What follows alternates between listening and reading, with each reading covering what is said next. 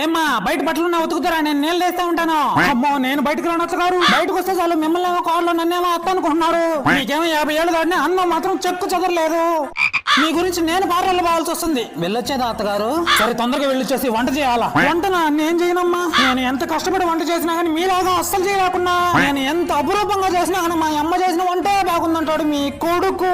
అలా అన్నాడా? వాడికి నేనంటే ప్రాణం. సరేలే అమ్మా నేను చేస్తాలే. అత్తగారు మీకోసం మంచి చీర తెచ్చానండి. ఇదేంది పాత చీరలా ఉందే? ఇదే మాట అన్నా నేను ఆ షాప్ ఆయనతో. ఆ షాప్ ఆయన ఏమన్నాడో తెలుసా? ఫ్యాషన్ గురించి నీకేం తెలుసమ్మా? ఫ్యాషన్ అంటే మీ అత్తది అన్నాడు. ఆ రోజుల్లో మీ అత్త చీర కట్టుకొని పోతుంటే వీధి వీధంతా మెడ నుంచి ఇట్లాగే చూసేవాళ్ళు అన్నాడు. అలా అన్నాడా? మరి నువ్వు కూడా ఒకటి తీసుకోపోయినావా? మీ కోడలని చెప్పాక ఏదో 4 పట్టు చీర ముక్కలు నా మొహాన్ని వేసాడు. ఎక్కడ మీ పేరు చెడిపోతుంది తీసుకొచ్చా, మీరు వద్దంటే ఇచ్చేస్తా. ఎవరు వద్దనేది తాట తీస్తా. వేసుకో నువ్వు. అత్త బాగా కలిసిపోయానండి. బంగారు చేత్తో ఒక అల్లం టీ పెట్టివే తాగుతాను.